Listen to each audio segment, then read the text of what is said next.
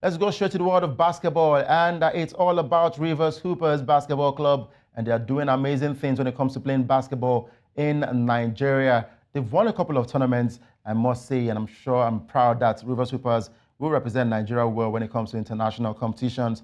But of course, talking about the Rivers Hoopers, they began their Premier Basketball League Final Four campaign with a nervy 67-62 win over Gboko City Chiefs on Thursday, and that was in Port Harcourt. Now, Rivers Hoopers could only convert 6 out of their 14 free throws, which seemed like a poor run for them. But of course, they had what it took to ensure that they emerged victorious in that game against Gboko City Chiefs. Now, we've got Queen Moseph joining us all the way from Port Harcourt. She is, of course, the media manager for Rivers Hoopers Basketball Club. Queen, I'm sure it was quite a stressful one watching Rivers Hoopers play yesterday, but at the end of the day, they did swim past their opponents. Good morning, Udoka. Good morning. Thank you for having me. I would say it was stressful because I've seen games like this over the years working for the Rivers Hoopers, and I'm always confident because once you know the kind of team that you have and you put out there, you surely know that they will still turn the game around. But they had a very good start, and it's just that Gboko City Chiefs were riding on a confidence coming to Port Harcourt.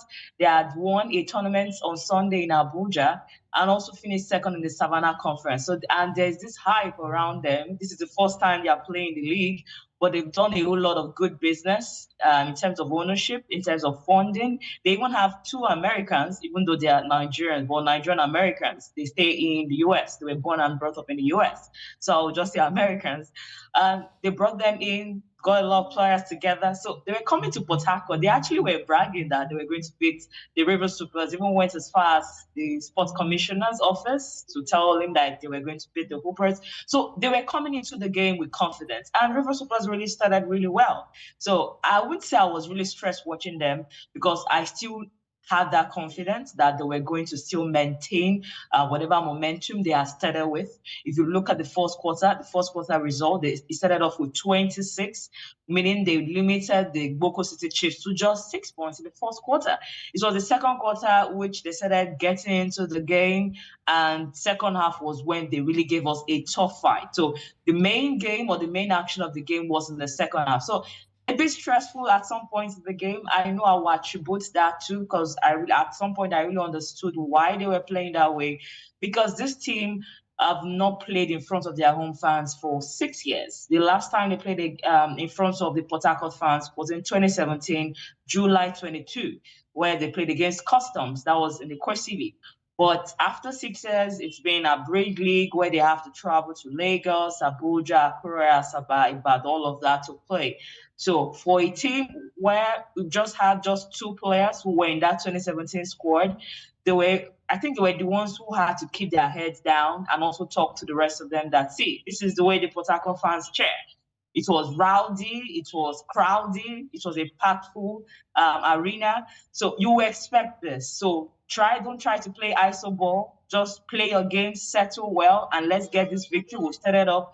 So at the end of the day, they were able to calm down, play their game, even though Chiefs came into the second half very aggressive, especially in the fourth quarter, because they knew that the game was slipping away from their fingers. So the Rivers Hoopers had to keep their head down to get that victory. Yes, somehow it was stressful watching them struggle and then go neck to neck because it went to a 4-point game at some point in the game, maybe like the last 2 or 3 minutes of the game. So, but good enough, they were able to keep their heads to get that first victory. And first game is really, really tough. Whatever you do in your first game, it builds on your momentum in your next game. True, and I'll say congratulations to Rivers Hoopers for picking that win, a vital win at the start of the tournament. And I know about the Port Harcourt fans when it comes to sports and most especially basketball. They do love that game of basketball right there. Now, Rivers Hoopers, they will get to play against the Hoops and Reeds. That's their next game, I start to be corrected. And the Hoops and Reeds are not also a small team when it comes to playing basketball. Yes, you can say they're building, but I've seen them do great things. And I also saw them at the Louis Adem tournament, the invitational tournament, where Rivers Hoopers won that tournament. I would say another tough match for Rivers Hoopers, but knowing that they are playing on home fronts, they've been able to appeal to the Port Harcourt fans. Another sure victory for Rivers Hoopers against Hoops and Reeds. Sure victory. Mm. Sure victory. But please, I'm not underrating my opponents. No underrating my opponents. I'm just looking at it based on what I see and also analyzing it from the journalistic point of view. So, but if I want to be biased as a media manager of the team, I'll say sure win. But if I want to analyze it, they will definitely come fighting. That's the truth. They will come fighting because Hoops and Reed are not just a newbie. Even though they didn't play last year. They were out of the league last year, but they've been around a couple of times. They got into the league in 2017, and since then they've always posed a threat. Even though they went off for a while because of the whole back and forth, Abridged, Ghana, Abridged, they were not together. But now they are fully back. We met them in Akure, and I can tell you that game was a cracker. It was a game to watch. I know that if the Port Harcourt fans had watched that game, to be another game they would really love to watch. That game ended was a 12-point game at the end of the day. It would have been more. It would have been 20-point game before the guys felt we've wrapped this up. Let's just keep our cool and then manage ourselves for the next game, because the next game was a tougher one against Lagos Legends, who knew that they had to defeat us to qualify for the Final Four. So, but that game was very interesting. So I know that the Hoops and Reed team will come in fighting because we've beaten them in Akure. Not only that, they've also lost their first game. So they know that they are one leg out of the Final Four, one leg out of winning the title and even qualifying for the BAL. So the only thing that will work in their favor now is permutations. And that's if other teams get to lose and they get to pick maybe one or two games, then they may have a shout. But at this point, they are one leg out, because if you lose your first game, and the way the format is it's just a round robin format. You win all 3 games, you emerge champion, because you cannot win more than 3 games. If you win 3, then no one can win as much as 3 games as you've done. And that means you've won the title and qualified for the BAL. So if you lose 1 game, your chances are getting slimmer, because you now have to count on other people to see if they will lose. So what if a team like Customs and Rivers Hoopers doesn't lose? It now means that the game between Hoopers and Customs tomorrow will not be the title decider. So they are coming with a lot of fight. They'll come with a lot of fight. They'll come with aggressiveness as well. They'll come with revenge on their minds. And you know, Udoka, once a team comes with a revenge on their mind, it's more pressure on you, because now you are under pressure to deliver. You're under pressure to win. You know that you're almost out, and coming revenge at the back of your minds and coming with a remedy in your mind that you had lost your first game, it's more pressure for you. And a team under pressure, and a team who is comfortable, who is just comfortable, just want to win and head straight to a deciding game, I think it's much easier for Rivers Hoopers than the Hoops and Reed, who are even under pressure to get a win. So I think today is going to be an interesting one, and I would love to see how they will approach it. Yesterday's game, I think they lost it because of inexperience in the team. They were almost beating Nigeria Customs. They were leading as much as 10 or 12 points, but the experience side of Customs have a large pool of players who have won the league before. You are looking at Godwin, who has been a 3-on-3 player for Nigeria. You're looking at Abdul Yahya, who has won the title for Kano Pillars like twice or thrice. You are looking at Ibiagu, who has played for the D Tigers, even home base, and then go Bebus and all that. So they have a large experienced players in their team. And then with the coach, Abdurrahman Mohammed, who also has an ex-international and also a coach for the D Tigers. So all this was working in their favor yesterday. And at the end of the day, it all mattered. So went down to the wire and they wrapped it all up. So inexperience played a role against Hoops and Reed. They were devastated. You need to see them after that game. They were devastated. It was like they've lost it all. They were nothing for them to get into this Final Four. So it's going to be an interesting one. But I remain confident with what I've seen with my team this season. I remain confident. Like I always say, the depth in the squad is working in our favor. The motivation they have as well, playing in front of the home crowd.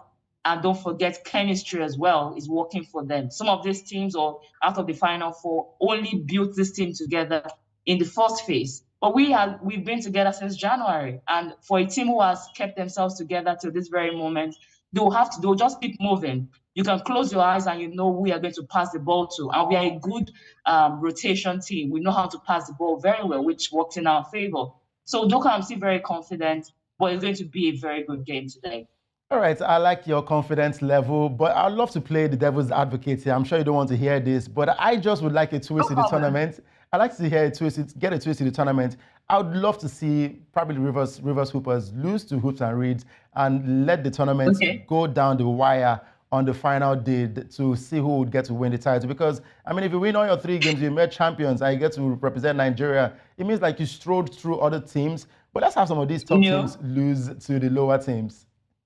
No, I don't think it's going to be like we strode. It will Okay. mean that we worked for it. Okay. For a team who win, it will mean they worked for it, because a good team who did their business, who did their homework well, and then got all the way to qualify to the BAL, it will mean they worked for it. And for teams, you look at even football, a team like Manchester City or the rest of them like that, they maintain that. It's not easy to maintain an unbeaten run. It's more easy on paper when you see those results and say, oh, Hoopers win, they won their game and all of that. But you will not seem to look at the efforts they do, doing trainings, after training, doing the game, at timeout, at halftime. You don't know what goes down behind the scene. At the end of the way, you see those results. So I really don't really like looking beyond the effort of teams, what they put together before you see those results. The result makes it easy for us, or we watching, oh, it's very easy. They won the game. But there are a lot of things to put together. Before January, like I can take your mind back, Udoka, last year, we missed out on the semi-final to Nigeria Customs. And that was because we didn't do our business well. We didn't have center player, a backup center player. We just had one center player. And you know that defense wins you championships. Defense wins you games. It's not enough to score, or just, if it's in football, you can outscore a team. Maybe it can get you a win, because at the end of the day, you can score more.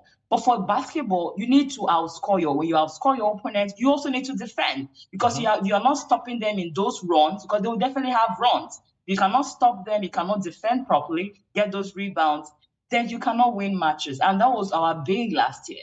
We had a backup which we brought in the final 8, but because of clearance issues and all of that, he played through through protests and all of that in the first round, in the group stage and all that. But when it mattered most, some people had to say, no, he cannot play. His clearance had not come from FIBA and all of that. We felt we did our business, but they felt, no, it's not complete and all of that. And he could not play. And at the end of the day, look at how it turned out. Even the one center player that we had, he was not fully fit.